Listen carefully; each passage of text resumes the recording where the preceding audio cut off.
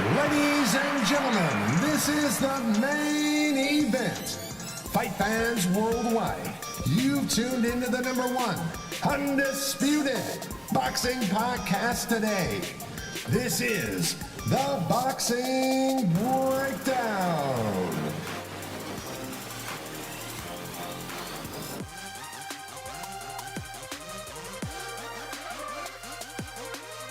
Now, your heavy-handed, hard-hitting host, Mark Roxy.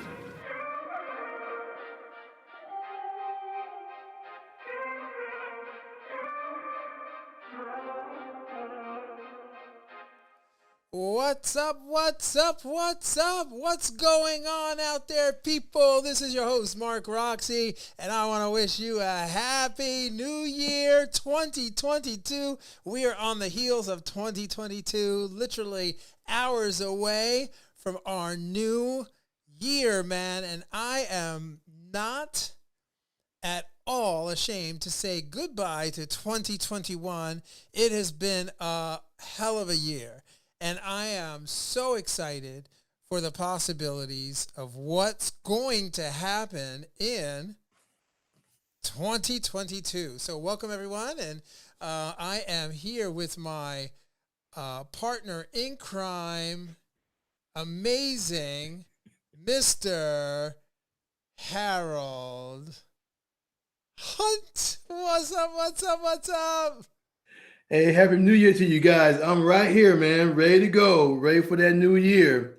But we're going to push it out with a nice little push going forward.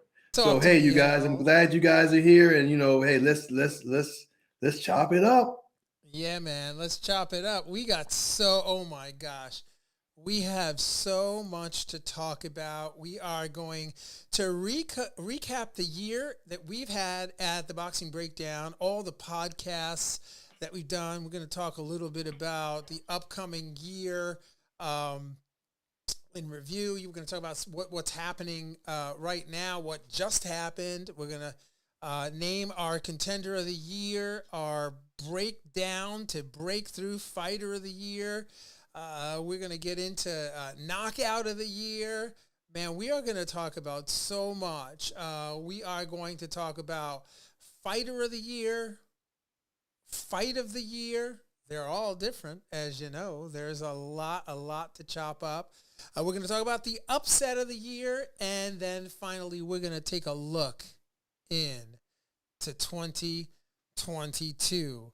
Harold, man, I just, first of all, I don't know if you know that today, this episode on December 31st is our 60th episode. Yo, it's 60. Wow. What do you think, Harold? 60. That is spectacular, man. Oh, dude, are you serious, man? It's like, it's epic. And you know what? It's so epic. Give it a round of applause. And...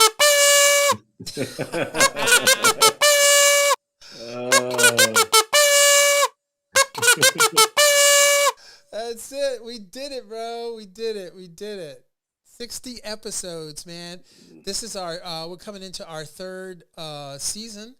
There are, as I said, 60 episodes. And, I thought what would be really, really fun, Harold, for us to do is for us to just take a look back and talk a little bit about, the episodes that we had and what we talked about. And man, if you're listening to the Boxing Breakdown, you already know. I mean, last year was, in fact, December 31st, 2020 was our 25th episode. And that episode featured the president of the Atlantic City Boxing Hall of Fame, Mr. Ray McCline. Remember that? Yes. Yeah, man. And then we went on right into January. We had Fulton, Leo, Santa Cruz, Romero, Sparrow. We had that was a great episode. We did a whole episode in February 4th on Ryan Garcia and, like where he goes from here. And that was prior to his coming out and talking about, the his need to take care of his mental health. You remember that? Yes, I do. He got a lot of support for that. Yeah, he did get a lot of support for that, but he really that was like a year ago. That was February, and when we did that episode, and he still hasn't. Has he fought since then? I don't think he has. Well, he's coming out. He'll be fighting shortly here. He's completely healthy. There are negotiations for another fight, for his fight coming up here. He Yeah, wants to fight Cruz. He wants to fight the guy who fought Tank, so he can prove that he's still a viable fighter, and he wants to do a little better job than Tank did on his opponent. right. So that's his goal right now. Okay, all right. Well, that's interesting. And I remember we had an episode on brutal Brendan Barrett, and we talked about the lessons that he learned in boxing, and that was a pretty provocative episode. We did another one on why do fighters pad their records, which was pretty controversial.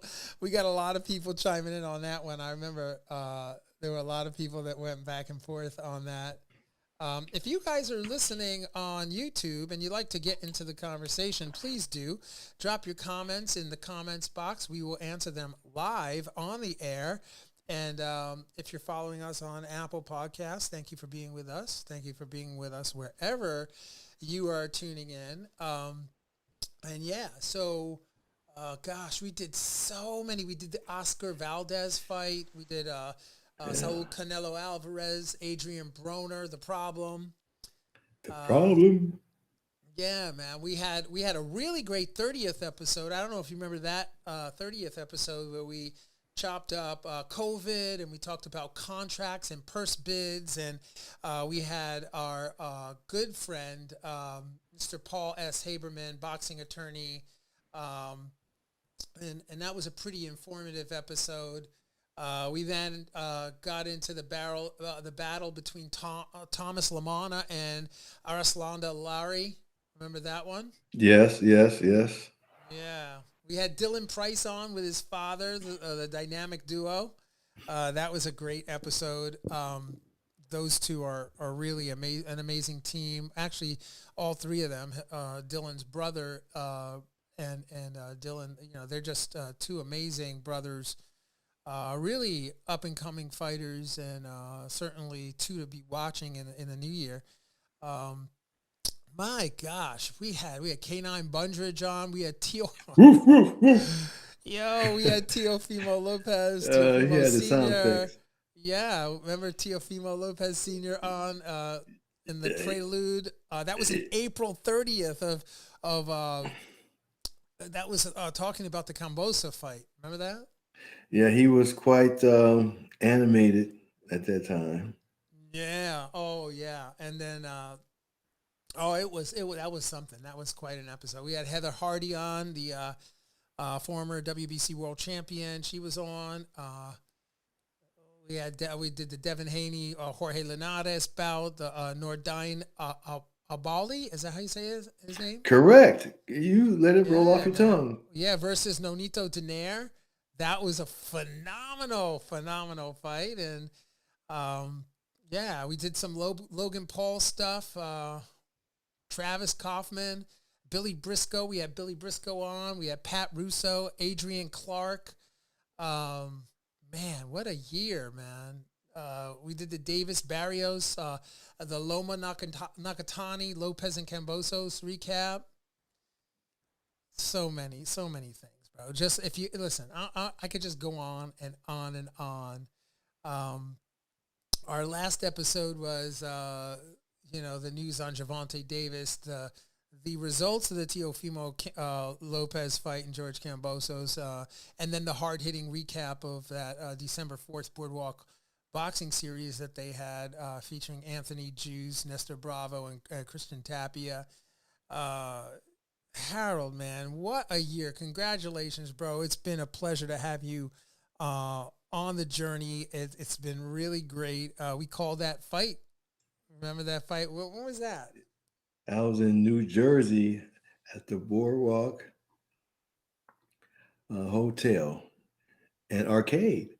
Yeah, an arcade. Yeah, it's not a casino. You're right. It's the show. It's the historic Showboat Hotel in Atlantic City.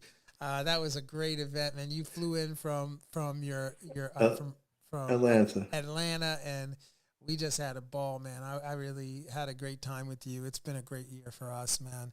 So let's switch gears here a little bit, and let's talk about the upset, right? The upset of the year, right? There were a lot of upsets, actually. There were a lot. As I was reviewing all of the different upsets, some of them, Harold, were obviously Nonito Donaire versus Nordine Obali, the Southpaw Frenchman. That was an incredible fight, and Donaire was not expected to win that fight. And not only did he win the fight, but the guy continues to make history in boxing. Like, he continues to defy, the odds every single time. Yes, he does. He went to that fight knowing that he was going to win. He didn't even have to think about how he needed a plan B or anything like that. He knew just by watching film and hearing him speak after it was over, he knew he could go to the body. He knew the openings were there. He knew that he wouldn't have any resistance getting into the space to deliver the punches. He walked in there knowing he was going to win that fight, and he just executed.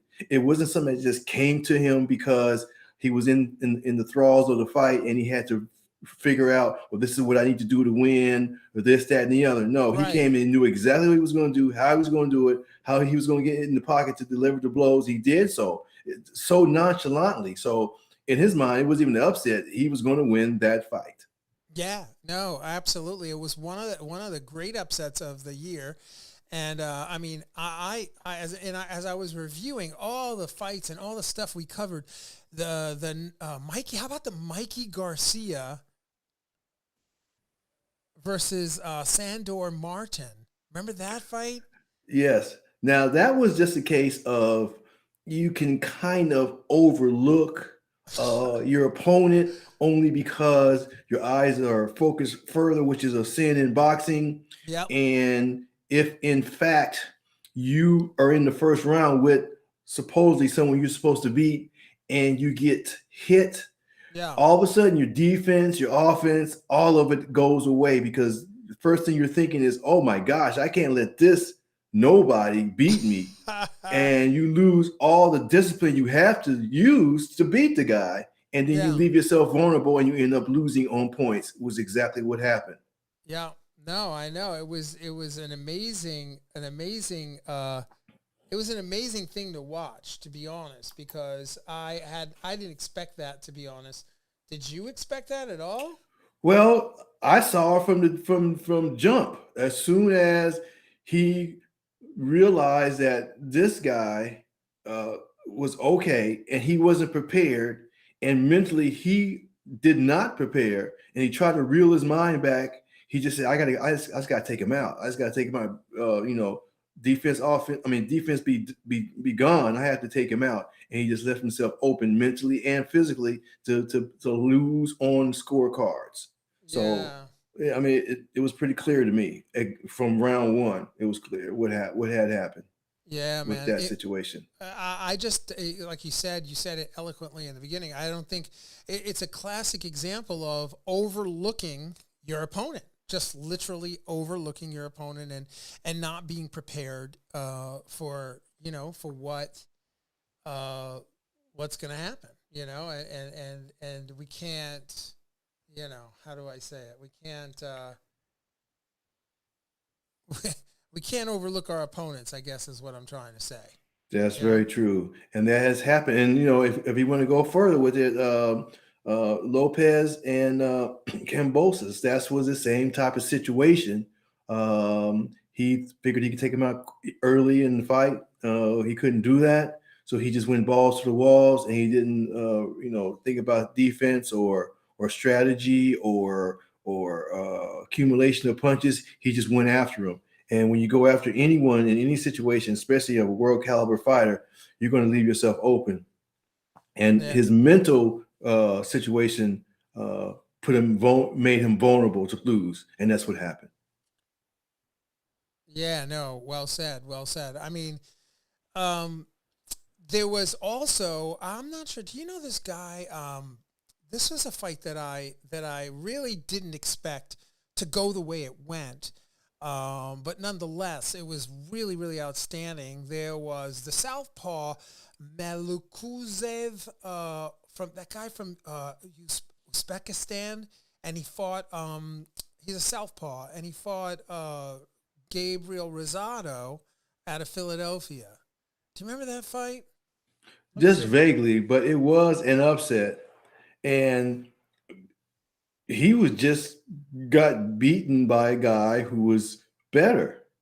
That wasn't a lapse of mental situation. That wasn't a lapse of overlooking. That was just the skill set wasn't acknowledged, and he went there with someone who had a skill set slightly better, and he prevailed. Yeah, no, absolutely, and it was. I mean, that was a major upset. I don't think that anybody other than Gabriel Rosado actually thought he was going to win the fight. Nobody told Gabriel Rosado that he wasn't supposed to win that fight, and he won the fight. And it was just, he did it in an absolutely outstanding fashion. And I think he hit the guy with an overhand right in the fight. And Rosado was down in that fight, if I recall. Y'all that are tuning in, if you have any comments about that fight, it was a long time ago, a couple months ago. But yeah, Rosado had been down in the fight, and he came back. He still landed a beautiful overhand right, caught the guy. He pulled the guy right to the corner, landed the overhand, and he was certainly in the fight, the underdog all the way through. So that was a great fight, Harold. And now let's talk about, well, first of all, who did you have as the upset of the year? Which fighter, Harold, or which fight did you have as the upset of the year?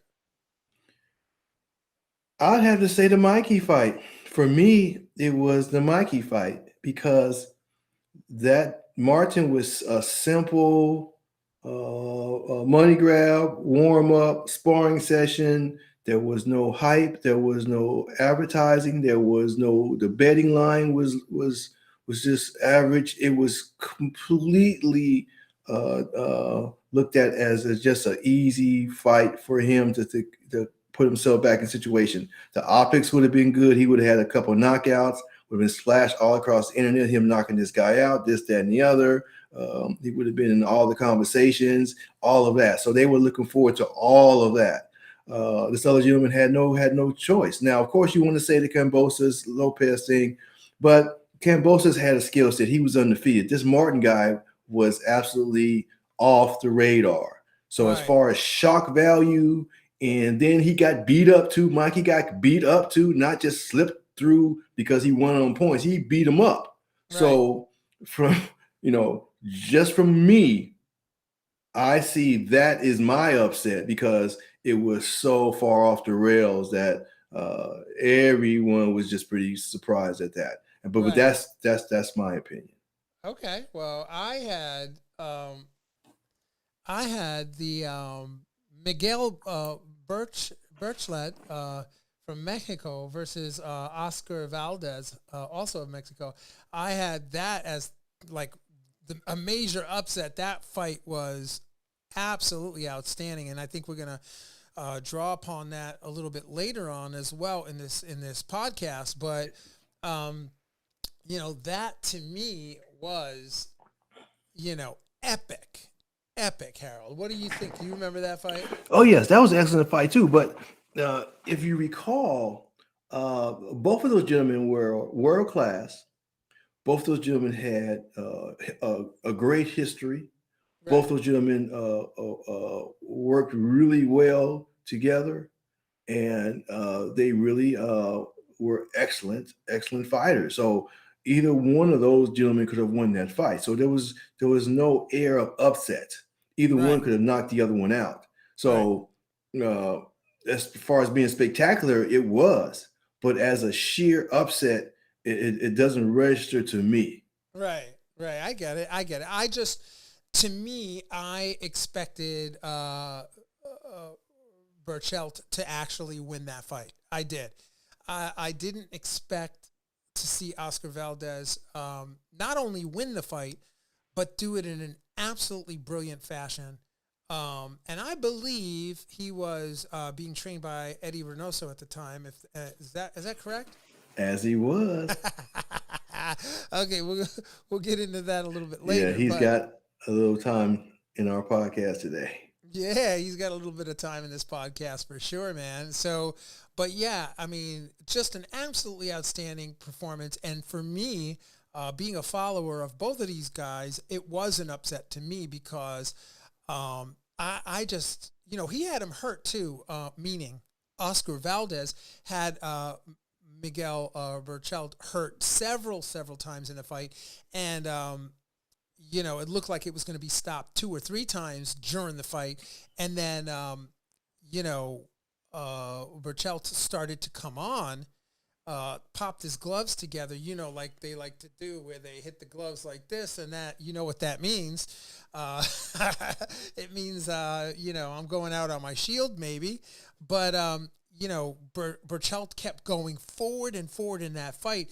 And again, Oscar Valdez just rolled underneath some shots, pulled him a little, and then boom, and landed I think it was a hook, right? It was a left hook. Yes.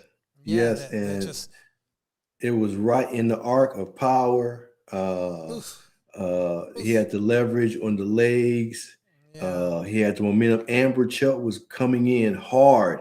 yeah. So his own momentum met with that perfect punch, with the balance and the power, and within the arc, it was what they call it, human explosion, human Oh, dynamite. I mean, dynamite. he really turned them off. Yeah, no, I mean it was. Oh, I remember that watching that. I still get goosebumps when I think about that fight because that was to Yeah. me it was a great upset. Even though the skill sets were matched up, they were both Yes. very very close competitors. Yes. But it's still to me I was like wow, and he won the belt, right? He won the belt on that one. So Yeah. lightweight, right? Right. The suddenness of it is what is exciting because Uh, the other man was charging. He wasn't hurt. He wasn't wobbling. He was coming on hard. He's yeah, coming strong. And all of a sudden, it just turned. It and just you know, changed. we had been the week before that, or 2 weeks before that, Harold. I had been to MGM Grand, the bubble, and we had a fighter that fought in the bubble, Jonathan Rodriguez, out of Bethlehem. What's up? What's up? What's up? Shout out to Jonathan. But we were out there, and he had a competition there, and it was just the oddest thing to be in the bubble. And I remember this fight was also going to take place in the bubble as well. And so it had to be an odd experience for both of the fighters to be fighting in the bubble. And I distinctly remember the punch when it landed. I remember hearing it so vividly, so clearly, and then hearing him hit the canvas so clearly, and then Oscar Valdez screaming as he's running around, but there was no sound of applause in the audience because there was no audience. And I just remember that being such an eerie experience watching that fight. Imagine if you were watching it from your home and all of a sudden you see that shocking knockout. You hear no Yeah. crowd and you're left in your mind what you just saw. Yeah. Now, No. I believe a lot of fans out there, they can recall that time. They're sitting in front of their TV. It's quiet in the arena. This guy gets knocked out suddenly like that. The emotions and the understanding that this runs through you is something you will never forget. Yeah, man. And speaking of never forgetting, let's talk about who you have as the contender of the year. And this is a fighter that's up and coming. unstoppable, moving forward. You know that he's going to make some big noise in the sport of boxing, and so that's kind of like our criteria for the contender of the year. Who do you have? I like Jarrett, the real big baby Anderson. Oh I like him. wow, okay, He is a heavyweight fighter. He's a young gentleman, around 21, I believe 21, 22. He's a sparring yes, partner with Tyson Fury. okay, He's been in the gym his entire life. He's not like an ex-football player who's coming over, or a right, wrestler who's coming over, or someone who got right, hurt in some other sport and they decided to try boxing. yeah, He's been in the gym as a child, and he's been working toward this situation his entire life. So his whole mindset is about boxing. He's got the size and the reach and the temperament to do so. He has a charisma about him. His vocabulary. He's been groomed to be on the camera, to be in the ring, to have an outside persona. All of right. that has been put into him. So not only is he great inside the ring, but outside the ring, he's got all the elements. So I truly like him. I think his time will come. He doesn't need to fight with the big boys as of yet. He's got to get through where he's at now. He's got to grow. He's got to come through middle school. He's got to come through high school. So, but as of now, he's absolutely doing a great job, and he'll start getting some fringe contenders going up. They're anticipating that he may be in the top 10 sometime this year, but I would say 23. Wow, 2023 is your prediction, huh? 23, he should be in the top 10, Wow. not 22, 23. Yeah, no, I get that. I could see that happening very much for him. And it would be great to see that happen. So, okay. So, would you like to know who my pick is? Yes. I want to ask you, please, who is your up and coming contender that has you excited? Yeah, so I'm gonna go with the one and only, the one and only Jerron Boots Ennis. That's my pick. Oops. That's my pick, man. Boots. What do you think? Oh man, I got a lot about Boots, but you go first, and then I'll come after you. No, I mean he's the most complete fighter out there right now. I mean, arguably, of course, but he, to me, I've watched him for many many years, and I just don't see anybody out there that can really deal with Jerron Boots Ennis. He's got hand speed, he's got reflexes, he's got defense, he's got offense. He can fight forward, he can box, he can punch, he can. He's just a complete fighter. He's accurate. He's got good punch placement, excellent foot movement. It's just all there. He's got the angles. So I'm just gonna go on a limb here and say Philly's own Jerron Boots Ennis is my pick for contender of the year. And I will also give an honorable mention, which I know you're going to concur with Cool Boy Stephen Fulton. Now, he is already a champion.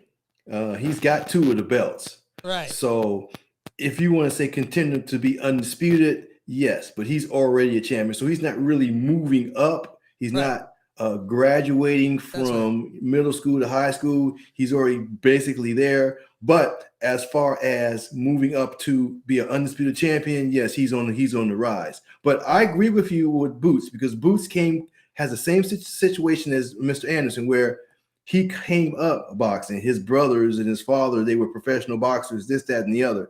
And he's done all the work too, as far as his diction and this and that and the other. So he has all that. His situation is he hasn't signed with a major promoter. Right. See, Anderson is a PBC fighter, so therefore he's going to be directed that way. But Right. Boots is not, so that's why the public necessarily may not know who he is, other than our fans and the diehard fans. They're going to know who he is. But once he signs with a major, then he'll be splashed on the scene so heavily, then we'll all concur with you.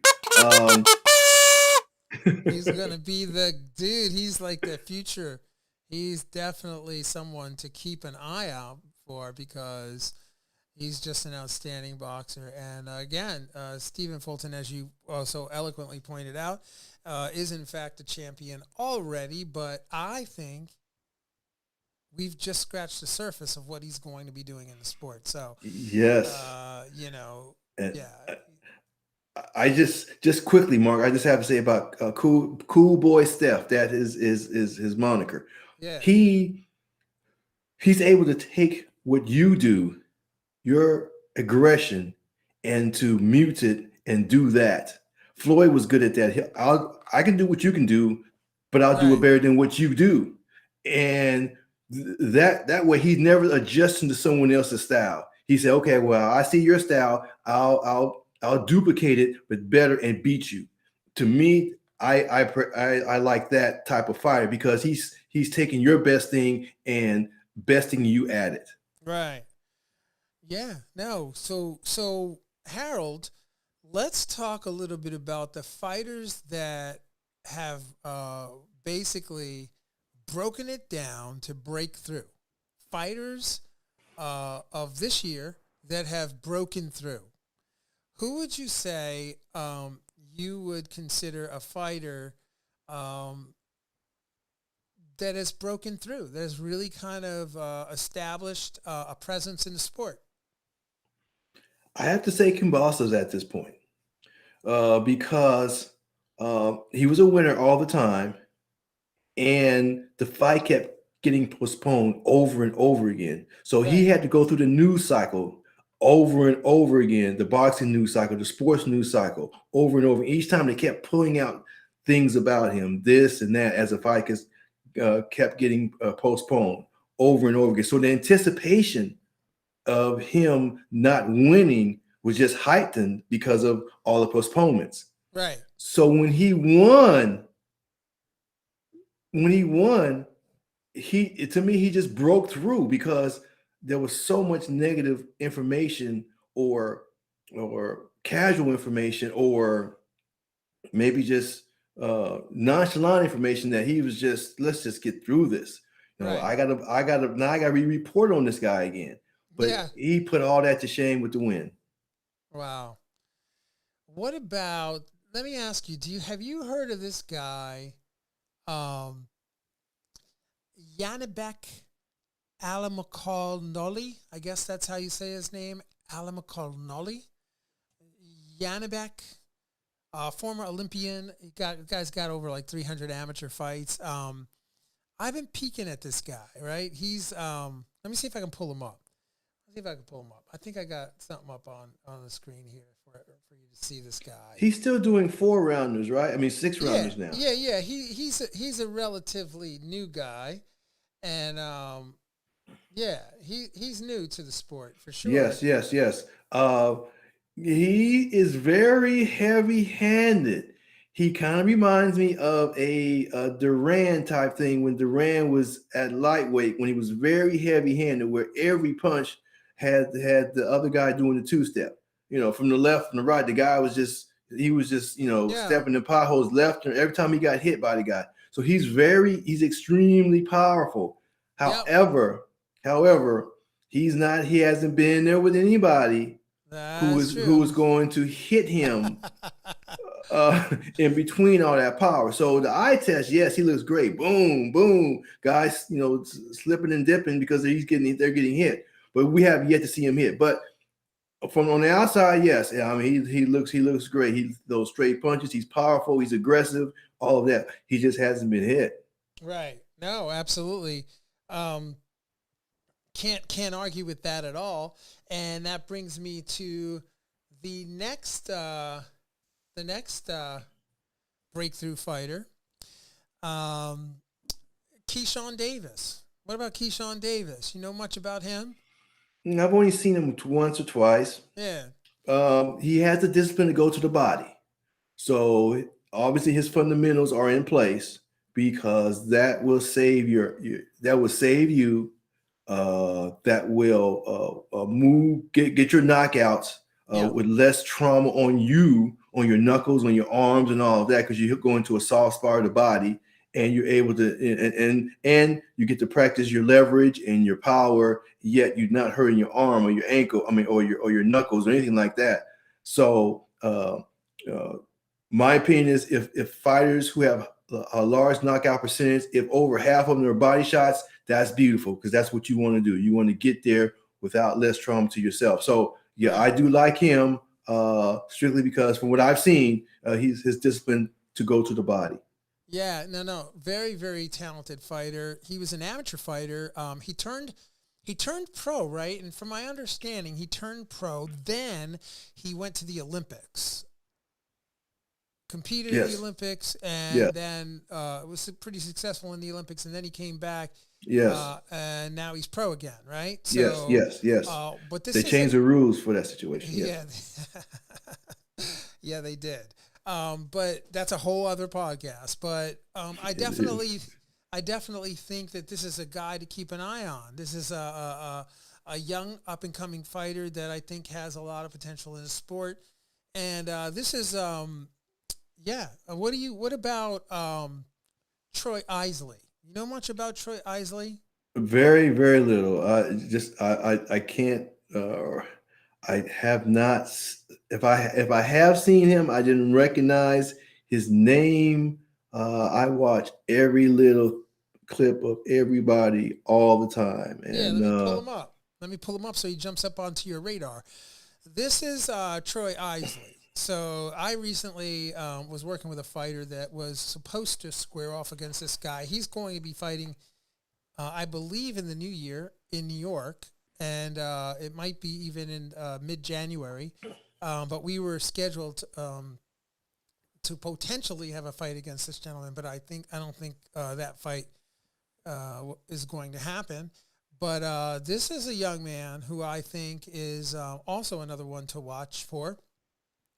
Very, very talented fighter, up and coming. I think he's promoted by Top Rank, and so I thought I'd just put him up there and say let's keep an eye on this guy for 2022. Oh wait, we'll do so.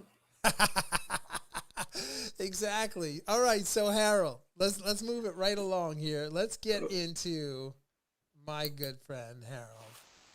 I know you've been waiting for this one. Let's get into the, oh man, I just love this stuff, man.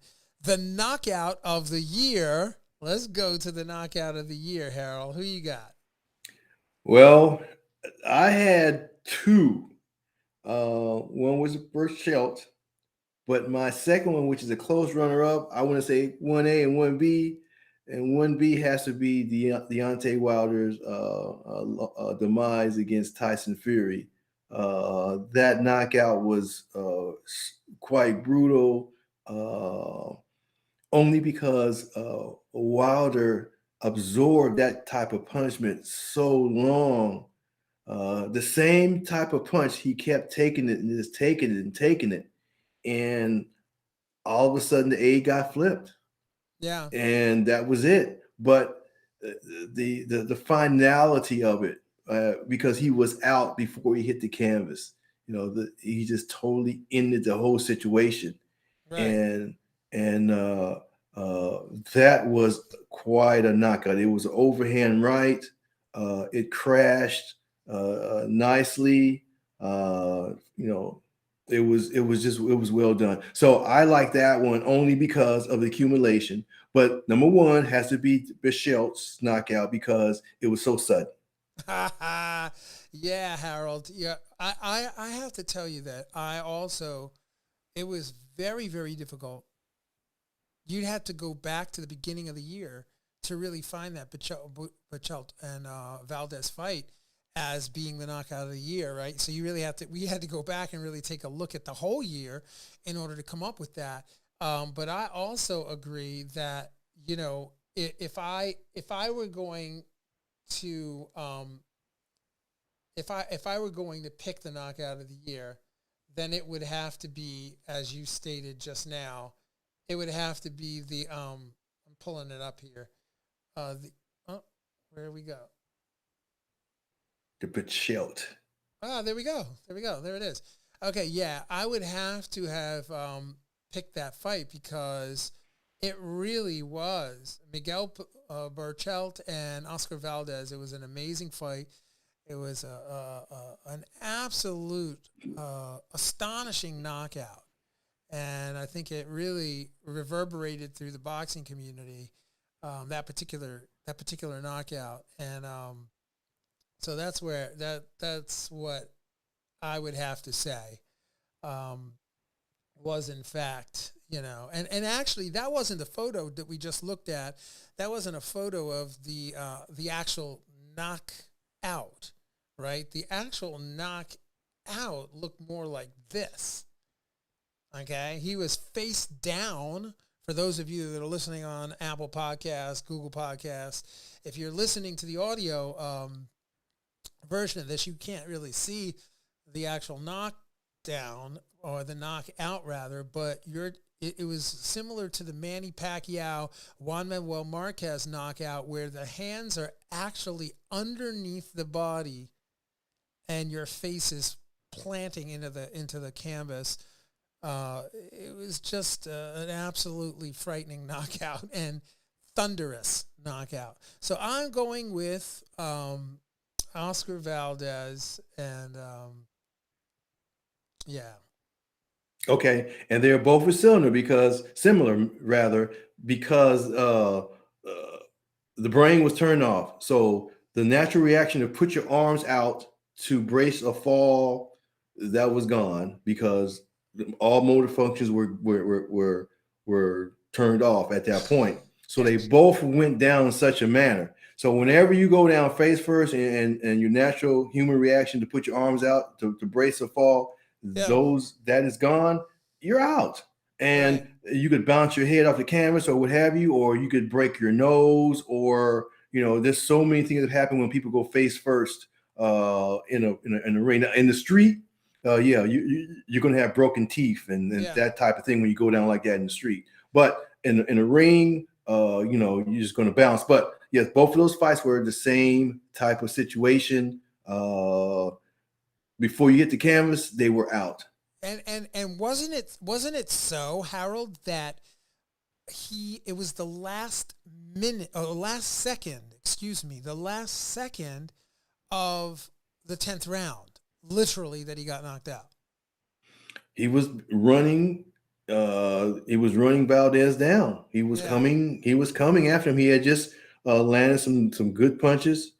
He was aggressive. He was looking to follow up on those good punches, and he was coming in with a full head of steam. And Barchelt had been down twice in the fight already. Yes. Prior to that, he had already been down twice. He had already gotten counts and stuff. But man, that was an absolutely amazing fight. Whenever you put two Mexican warriors in the ring like that, you're always going to get fireworks, man. It's incredible what they produce, the kinds of battles that they produce, True. Yeah, Mexican fighters are just, they're cut from a different cloth. They're just a different way of fighting, and it just produces fireworks every single time. It's a beautiful thing to watch. And, man. So let's push it on right here. Let's go to the fighter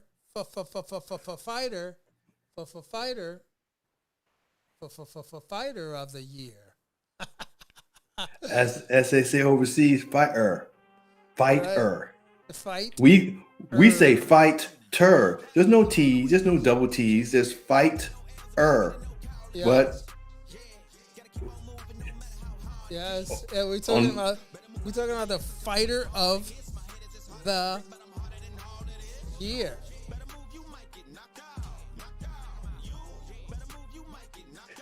So who you got, Harold? Yeah, you're thinking the music, right? Tell me who you got. Who you got as the fighter of the year? Do I need a drum roll? What do I need? We've got to go with Canelo Alvarez. Bam! And we don't have any other choice. Love him or hate him. he simply went and cleaned everybody out. And when he cleaned everybody out, whether you thought they were on par with him or not, he brutally beat them up. So he just did that. And he unified and he made history. And each fight was a brutal beatdown. I Right. can't really put anyone close to that. And #1 box office draw, #1 man in boxing. His story crosses all lines of communication. He is on the talk shows. He is doing football telecasts. They're talking about him during any type of telecast he comes across. So he's transcended just boxing. He's in every media circle, and that is a success. Yeah. No, I mean, he's it's just amazing what he's been able to do. Um, he's a pound for pound king, man. Canelo Alvarez is just really unstoppable in a sport. He's lots of fighters look up to him. He's just really. I just don't see any end for King King Canelo. Saul Canelo Alvarez. What do you think? Well, another conversation. He's looking to move up to different weight classes to conquer there also, but that's another situation. So, but as of now, for this application, he is our fighter of the year. Yeah, we don't really need to get into all the nitty gritty about why he's the fighter of the year because everybody who's listening in you guys all know you love boxing, and if you don't know who Canelo Alvarez is, then you don't really know much about boxing, uh, but he's definitely just an outstanding fighter. He's reigning, and he's looking to defend where he can, and he's looking to go up where he can, and yeah, if he goes up to the next.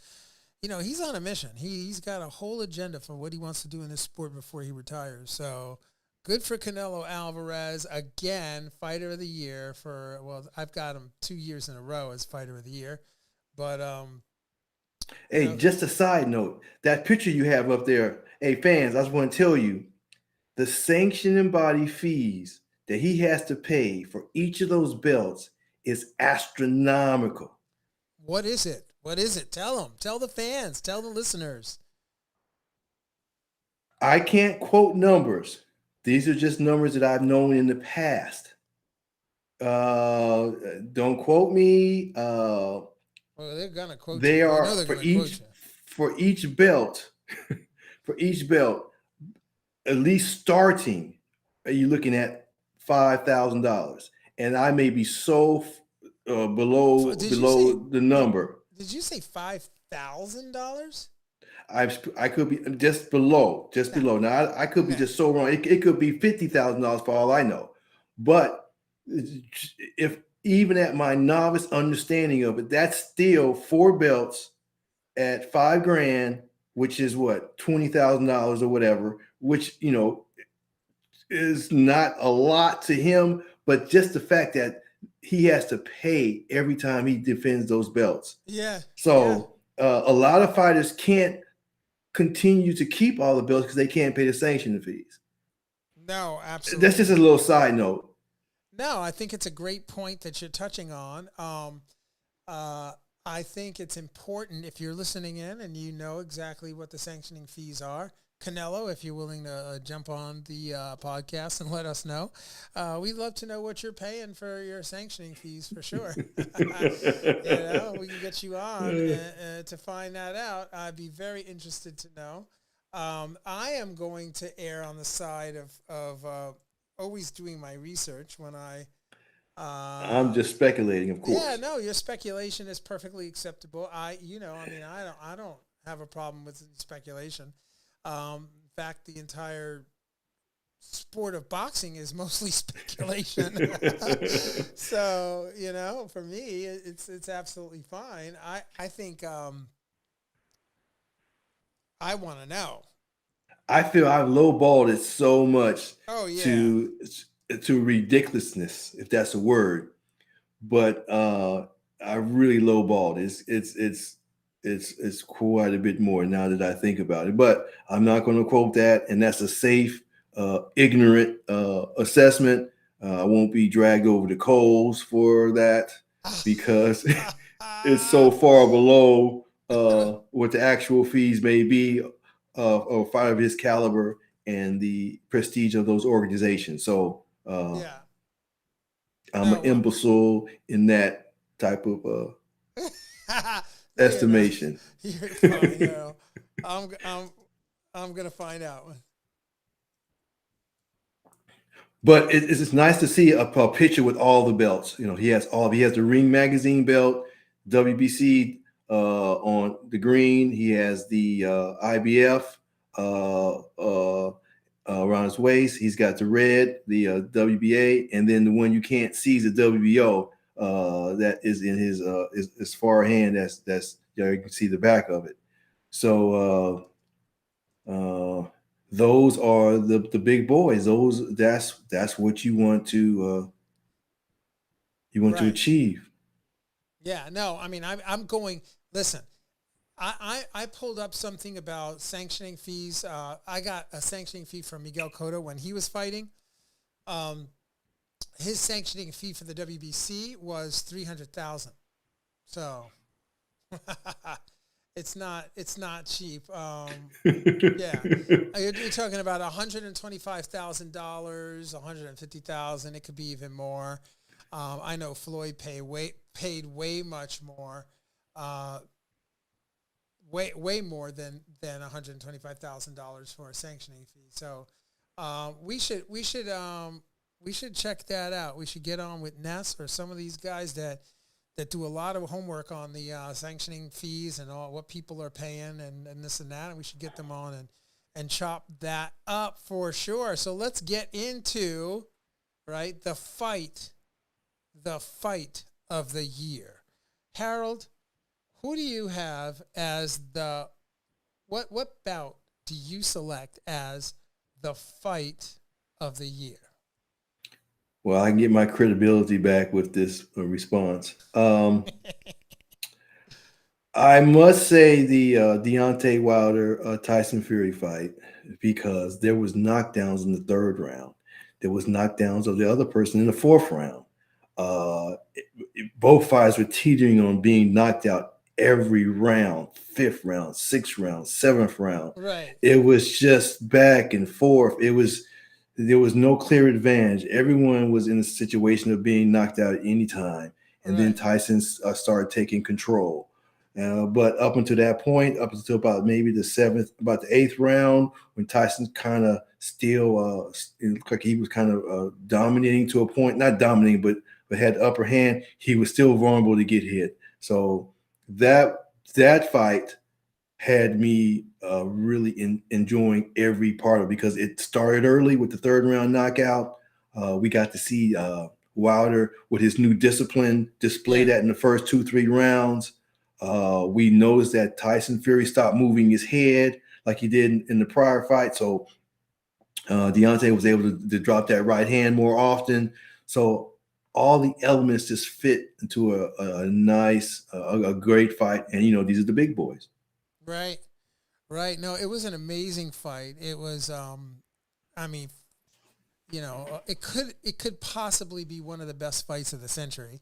I mean, really, just an outstanding teeter-totter, back and forth, ebb and flow between the two fighters. And I think if my memory serves me correct, which it doesn't ever, I think that that WBC fight was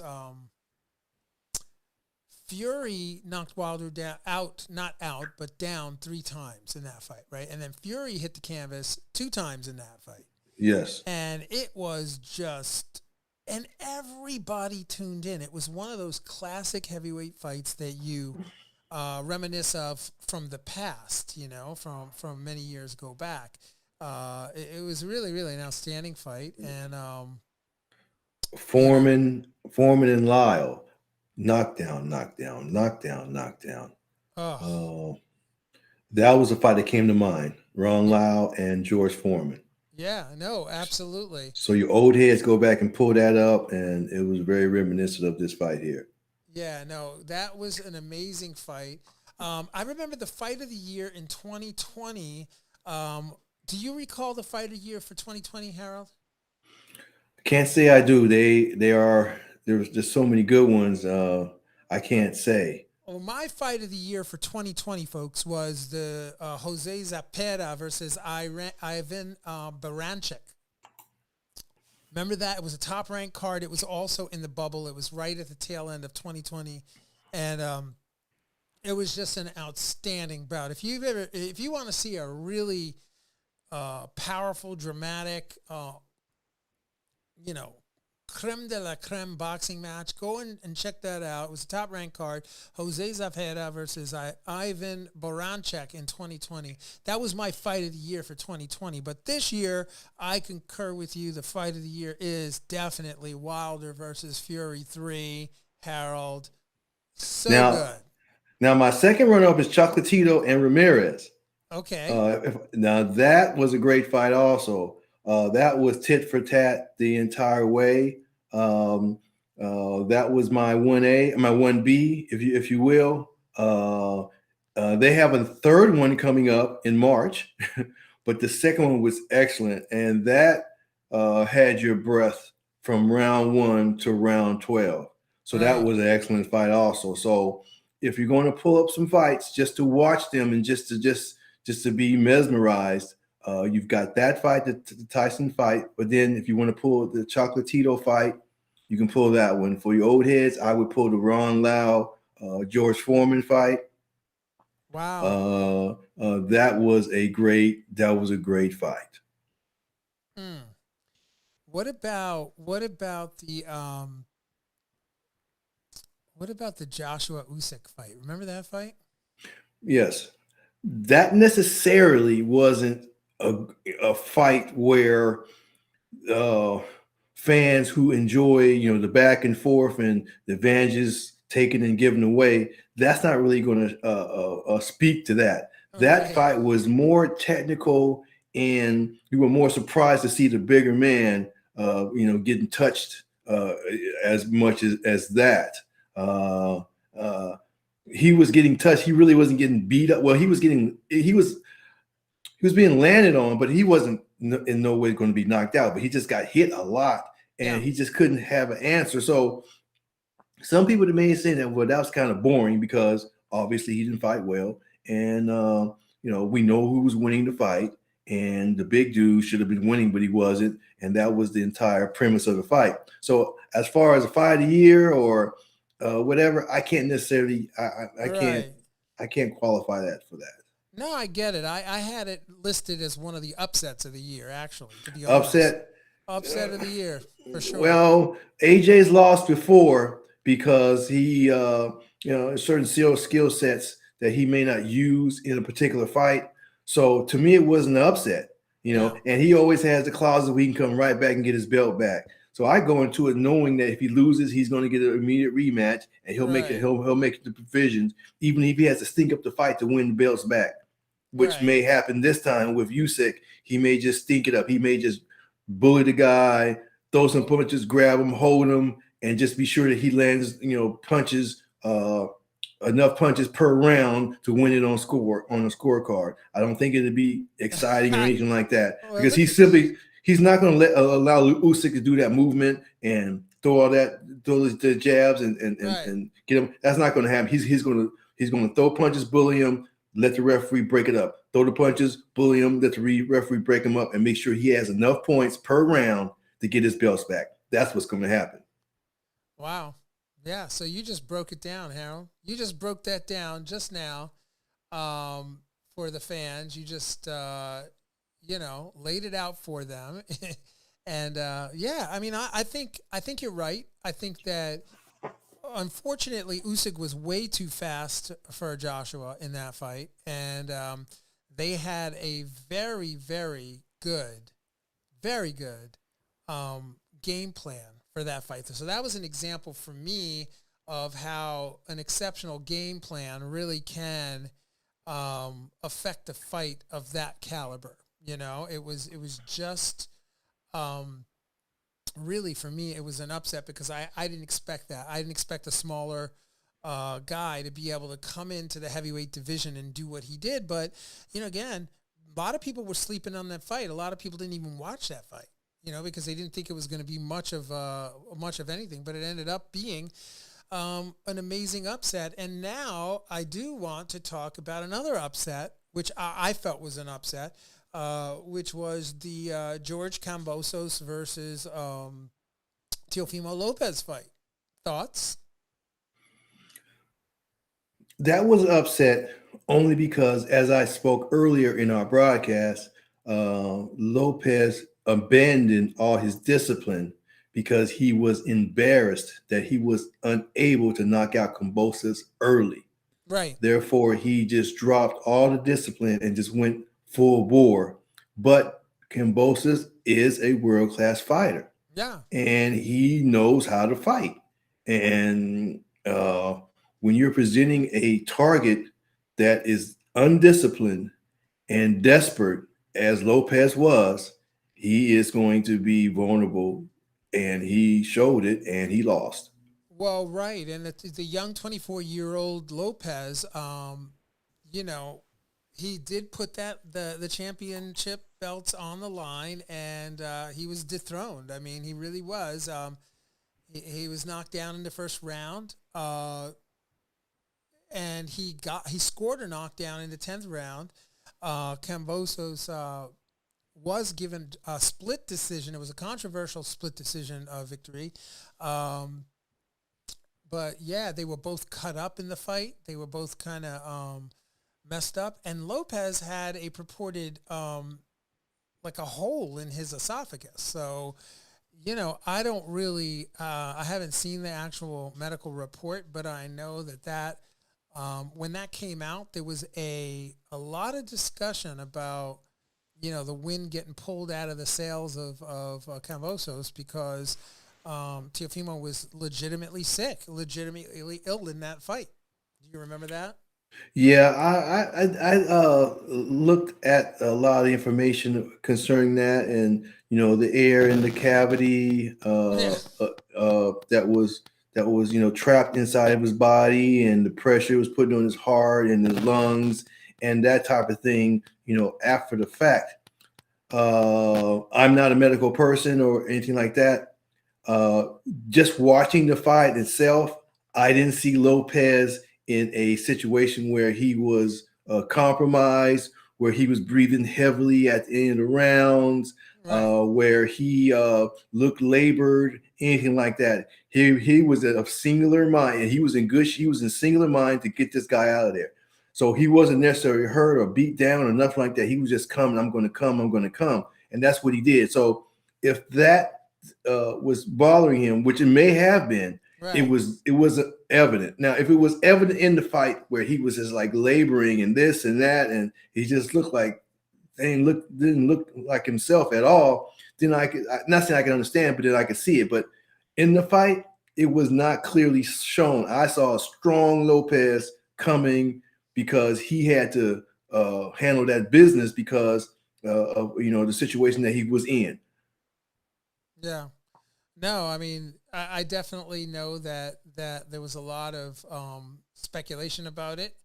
I don't think it's the last that we're going to see of Teofimo Lopez or George Cambosos in any way, shape, or form. I think, if anything, it just heated up a little bit more. And it's going to be really exciting to see what happens in 2022, man. There is so much going on in the 135-pound weight division and now the 140-pound weight class as well. And it should just be absolutely outstanding to see what happens in 2022. I did want to make an honorable mention of the trainer of the year. And I wonder if you have any thoughts about a trainer of the year. If any of you out there listening in and you want to make a comment, drop it in on your YouTube, comment on our podcast notes, and let us know.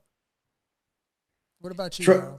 Trainer, once again, we got to go with Eddie Reynoso, who had the Ooh, conqueror of Bill Chelt, his charge, and he had Canelo. Uh, and he helped Andy Ruiz do well, and he helped Frank Sanchez do right, quite well. He knocked out Agaba, the right. Yeah, Nigerian gentleman, and he showed great skills. They all have certain disciplines that all the fighters show the same kind of discipline that Canelo shows, with the movement and this and that and the other. So right. he clearly taught them a particular discipline that they display in the fights. So as far as that's concerned, yes, he has to be the trainer, not just because of Canelo, but what he's imparted on his other fighters who have been successful because of his tutelage. So yes, but I do have a B. I mean a 1A, a 1B, which Okay. is um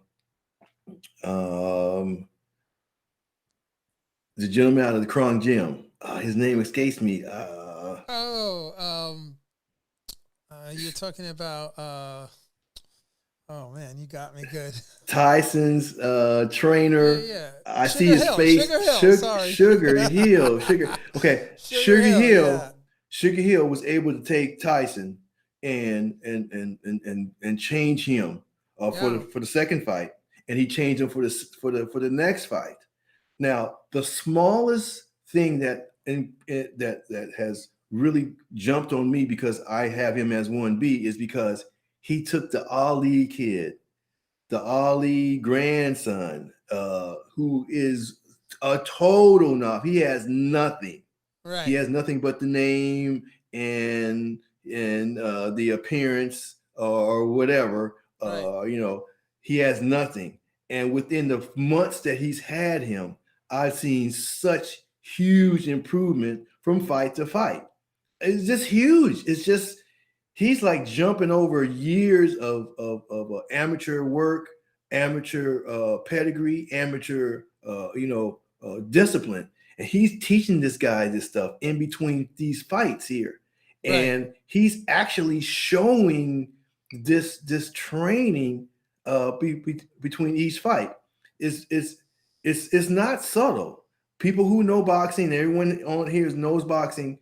If you look at the first Ali Rosh fight, if I say his name correctly, and the second one and the Yeah, third one, you see such huge jumps in quality of yeah. understanding the sport. It's just phenomenal. So for me, seeing him take that gentleman and put him in the position where he is, and he really doesn't have anything, but now he has something to the Right. point where it's so recognizable that he's being trained. Someone is training him. I have to give him 1B. Yeah. No, I get it. I think you're absolutely right. I mean, Sugar Hill is outstanding. Eddie Reynoso, outstanding. I think what makes it really interesting from the Canelo Alvarez, Eddie Reynoso, is that both of these gentlemen, this is the first time ever in the history of the sport where both trainer and fighter get the Trainer Fighter of the Year award uh, by Ring Magazine. I believe it's Ring Magazine, 2 years in a row. So that's never happened before. So congratulations, Canelo Alvarez and Eddie Reynoso for that, and certainly for Sugar Hill for making the boxing breakdown list of Trainer of the Year. Yes, yes. A lot of trainers will take popular fighters and have them in their gym, but they don't necessarily work with them. They have Right. their underlings, or number 2 guy, number 3 guy. Freddie Roach used to have great people in the gym, but he would have his underling trainers who work with these guys. Mark, you know the discipline of you being a trainer, but Sugar Hill actually takes the time, and Yeah. he's on the menu to be worked with every day, and you can see it. Oh, yeah, you can see it in his work. 110%. You can see it in his work. There's no doubt about it. No doubt to doubt it. No doubt about it. No doubt to doubt it. You absolutely can see it, Harold. But then on the other hand, you have to realize the significance of doing that. This is an Ali kid. He's going to get the fights. He's going to get the exposure. He's going to get the niceties that boxing is going to offer because of his pedigree. Yeah. And if you happen to be there and you help him get to the point where he can be a huge box office draw, it only helps you. So yes, I guess I would pay attention to him myself because of his upside. So, Right. it's noble what he's doing, but it is a feasible financial situation that causes him to be so hands-on. Oh yeah. No, I agree with you 100%. So if we were going to take a quick look ahead, you were talking about earlier on before we got on the air about the January 7th Showtime event in Orlando, Florida, which I believe, Harold, is an all heavyweight extravaganza. Is that correct? That's tomorrow night. That's New Year's New Year's Day, New Year's night. Oh, snap. And by the way, I misspoke. Excuse me for y'all listening in. It is not on Showtime. It is actually on Fox pay-per-view, and it's out of Hollywood, California. Pardon me.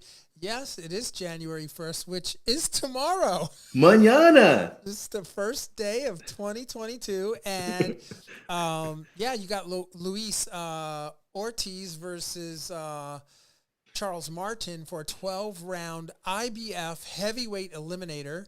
Frank Sanchez versus Carlos Negron for a 10-round heavyweight bout. Johnny Rice versus Michael Coffey, Brooklyn's own Michael Coffey, 10 rounds in the heavyweight division. And then Gerald Washington versus Ali Demirezen for a 10-round heavyweight bout. And then Victor Vikalisk versus Igo Kilidraz for a 10-round heavyweight bout. I'm sure I murdered both of those last two names, but I apologize. And check out the fights tomorrow at a Hollywood, Florida Fox pay-per-view. It's on. And there are going to be fights on Showtime, ESPN, ESPN Plus, Fox pay-per-view, PBC, DAZN. Everybody has got fights in January. February is going to be action-packed, Harold. Yes, another note on the fight tomorrow night is pay-per-view. However, they cut the price in half. So it's going to be $30 or $29. Really? Yes, it's going to be 30 to 30, either $30 or $40, but they cut it in half. So that is a nice little Christmas present. And if in fact enough people appreciate that and buy it at that number, they're going to be looking to do other fights of that type of caliber at that price point if it makes financial sense. Yeah. So I'm looking forward to paying for that because out of the 6 fights, 4 of them are going to be quite interesting, that I know of. The other 2 could be the best. The ones that I think are just going to be okay, may be the best 2 of the night. Right. But I know 4 of them will be worth the watch because heavyweight boys, they get knocked down, they get up. They get knocked down, they get up, or they just don't get up. But they're going for success immediately. So I can't wait to watch that, Harold. I am so pumped about tomorrow. Hopefully you don't stay up too late. I doubt it. The listeners, my good friends listening to the Boxing Breakdown, I'm sure you're going to have an absolutely outstanding New Year's Eve and New Year's, and we are delighted that you could be with us today. And Harold, what can I say? Happy New Year to you. Same to you. All the blessings and all the joy that a new year brings to you and your family. To those of you out there listening in, I hope that we all can have a better 22 than we had 21, and let's get it on. Let's get it on. Yeah. So, Harold, thank you for being with me on the Boxing Breakdown. Thank you, listeners, for being with us on the Boxing Breakdown. And until next time, peace, love, and definitely Happy New Year. Happy New Year.